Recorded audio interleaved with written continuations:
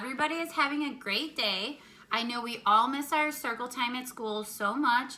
It's where we learn more about counting and our letter of the week.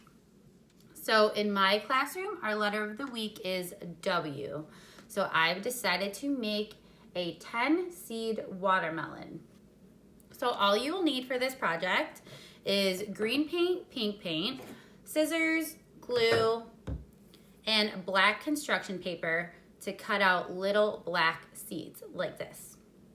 So what you will do first is paint the top of your half paper plate green, and then the middle pink, and then you will use glue to either dot on little spots, or you can glue them individually to your paper plate while counting to 10. This will help us work on our counting and remind us that watermelon starts with letter W. And I hope you guys enjoy this craft. Bye.